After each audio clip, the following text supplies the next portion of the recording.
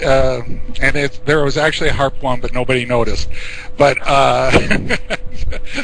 but HARP 2.0 is one where they're supposed to have unlimited loan to values, okay, or unlimited combined loan to values, where they can actually refinance their home to a lower interest rate, even though they're underwater.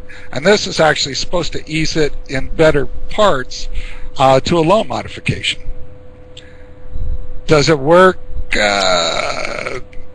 Not so much. I don't think we've really had time to see if it does work or not. But actually, go ahead. Are they lowering the loans, or are they keeping the loans as they are, just giving a smaller payment percentage? Well, in essence, they are trying to do that, but there are some costs that they roll in. However, the point is that they're not really per se helping a client or a person, because if you're 200% your value of your home that you owe out in loans, it's probably going to be about 15 years before you even owe what it's worth. And in good conscience, it's hard to recommend to a client to say, okay, take this lower payment, even though you're bound to this. You may owe what it's worth in 15 years from now. Okay, so our viewers really, trust me, they won't understand this. So let's give an example. They bought a house 3 years ago for $400,000. Today, they have a loan for $400,000.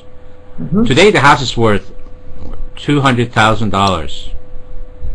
That's what we're talking about, correct? Yes. That is absolutely correct. Yeah. And in 15 years, after paying all that money, and hopefully the house is worth $200,000 still, they will still owe $200,000 on that house. So they'll be breaking even in 15 years. But also, the house is now 15 to 20, say it's probably 20 years old. Say the house is 5 years old, so now it's 20 years old. So now you've got an older home, and you've got newer homes coming along, which are probably nicer and cheaper. Exactly. It's a conundrum, and they're trying to fix it. The White House had a conference call the other day for lenders here in Vegas, and they're already pushing HARP 3.0, which they're trying to make it more like an FHA streamlined loan where there's no income qualifying, there's no real anything. And don't see a lot of people going along with that, but that's where they're headed for the moment. So do you find that people are like Steve was just saying, a $400,000 home, I happen to have one, that's worth $200,000, which I happen to have, and but did you really have to bring that up, Steve? You're telling me. But in actual fact, I happen to have it as an investment, so I rent it out. So if I rent it out, that maybe cover the if they bring the mortgage payments down, that could cover the mortgage. So I'm a little bit on the luckier side of being able to not really worry about what it's worth, because I'm covering the payment. Now, somebody who actually has that house and owns that house and lives in that house and is their personal house, that's no good for them. Are they all walking away? I recommend that they don't walk away, just good because for you. that is it's a bad situation for everybody involved. And it creates another nightmare, not only for them, because it's going to destroy the credit, but it will also create a nightmare for the lender. It actually costs more. The best thing to do is to stand up, take some responsibility, negotiate a short sale, and right now, short sales are hot for the Vegas market. Yeah. No, that wasn't a realtor plug, but it's there. So Joe used the magic word, Ninan. He said the word credit. Yeah. Every time our guest used the word credit, we talk about credit cleaned up.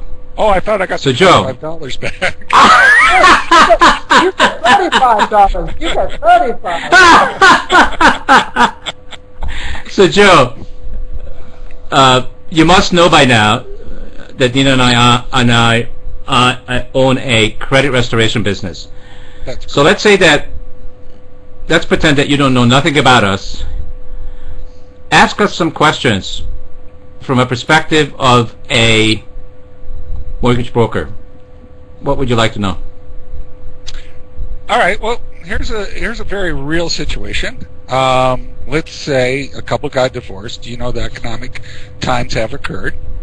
And even though the judge ordered... Oh, hang on, Joe. Yeah? Can you stop your camera to keep focusing in and out? Since you're a techie guy, I can give it a it keeps shot. coming in and out. Like there we go. Camera. It's thinking that you're not focused, but you are. But if he stays in one place, he'll be fine.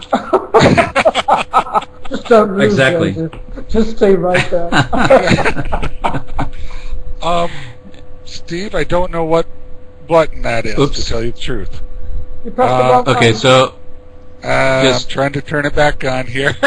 turn it back on. You shouldn't have done And that, you Steve. didn't put your picture up like you promised me. Hey, Joseph, That's another pretty $25. So your balance now is $50. Okay. So now let's get back to this question. So now we've got a divorced couple, because I just had a question like this to me. So you've got a divorced couple, right? Mm-hmm. Right. And the wife, or ex-wife I should say, is not responsible for the mortgage any longer. So the husband lets it go. He lets it go into foreclosure. He's fed up with the area, whatever. So now that still shows up on her credit. And that is a very difficult situation, you know, for her if she wants to go out, purchase a new home or whatever. Well, it's difficult for both of them. Well, some people give up. You know what I mean? And you can't stop them from doing that. Mm-hmm. So he gave up and he doesn't mind. And she wants to continue, obviously, with her life. Right. She's ready because she wasn't responsible, actually, for it anyways. He had actually assumed, I will say, the equity that was once there. You know, let's say it was pre-2005. Yeah. What you're saying, Joe, is that she's never been on the loan. She didn't sign the No, loan she agreement? actually signed. Mm-hmm. But then the judge ordered that she was no longer responsible. Okay. Oh. Well, if So she's that's no longer responsible, why would that affect her credit? See, that's where you got to have a discussion, and that's what you guys are good at, with the previous mortgage holder. Because it looks like that she had a foreclosure on her credit, which is totally inaccurate. So what we got to do for her is we got to get the judge's decision in writing and deal with actually the creditors through the credit bureaus. And what we're going to do is we're going to tell the credit bureaus that information is not accurate and provide proof. And if we have the letter from the judge, that's proof. Provide proof why it's not accurate. And the laws are set up since you're already into the laws, so are we. We have tons of them. Oh, yeah. And the way the system works, and as you know, Joe, if you don't know the rules to the system, you lose. Exactly. Without any representation, you're going to know how to play the game. Okay? So that's what needs to happen, and we're going to use the process that was set up through the credit laws that this lady we need to have her get a hold of us and through you and dispute that information, and we can get it done. I promise you. And that's what a lot of the credit is, Joseph, is disputing what's on their credit line and what's against them. That's what this actually is, to dispute and bring proof that they don't have that against them.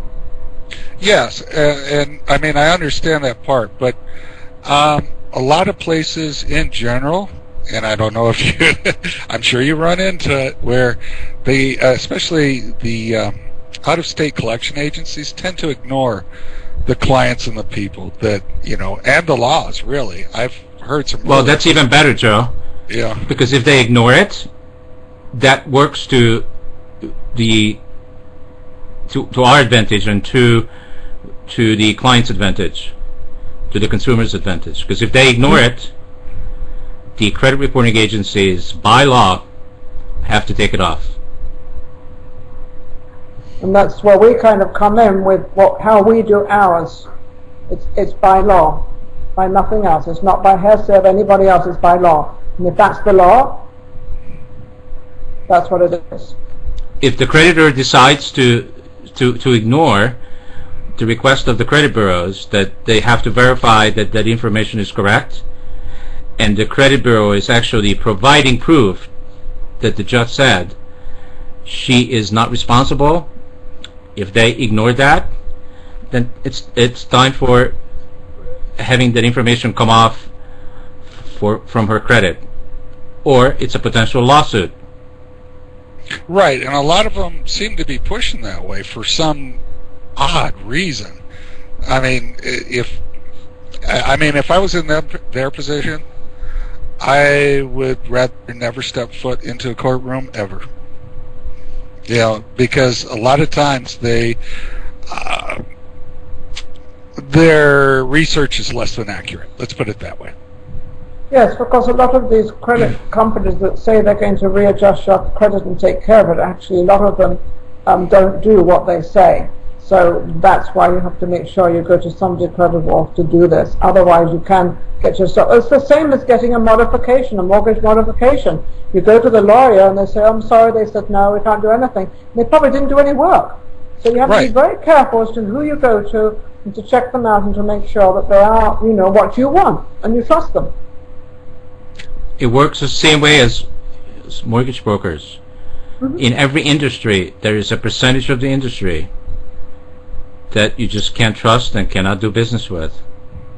And it makes you wonder why they are, really working at it, because they're just not doing anything. And they actually hurt clients more than they help them, Do you get many people coming along that have bad credit when you're trying to sell them something? Oh, there's always something nowadays. Always something. The big one is identity theft, which I know with the FACTA Act, they changed a lot of rules on that. But a lot of people don't even understand the rules. Well, the regular layman doesn't understand even how to buy a house sometimes, and that's why we have people like you to help them buy the house and go through all those steps of what it's going to cost, the percentage, and then you've got the other built-in expenses that other people don't, that the buyer doesn't realize that they've got these other expenses that come in your clients, Joe, the price of the house. Correct. Do your clients, Joe, read all the 100 pages of the mortgage when they go to closing? I don't think. I've only seen like 2 in my entire career. And I almost wanted to, just go home for a while and come back. But I sat there, and they went through them all. And when you found those 2, they actually think that it's negotiable. Yeah. Like, I can change it now. Here it is. Like, you can read it all you want. It is what it is. It ain't going to change. It is what it is. But that's why they trust you. They trust people like you. So you have to be very honorable. And obviously you get a lot of referrals as to they turn around and say, well, Joe, this guy's honorable. You can trust him. Everything's right and how it is. And that's how you retain and get more customers, correct? Actually, yes. The last probably 10 years have been total referrals as opposed to any real advertising. Because I just... Wow. You get swamped over some days. Well, isn't that a good thing? It is till you want to take a vacation. Forget the vacation. So from your current experience, share with the viewers who are the types of clients right now that are the most challenging to put a mortgage together. And the most challenging is people like us that were baby boomers that got caught in an excessive situation. where our income dropped in half from, say, 2006 and forward. It was actually a very big learning lesson for a lot of us financially. Mm-hmm. A lot of nice cars went back, and a lot of vacations got canceled, and a lot of 401ks got pretty hit. So.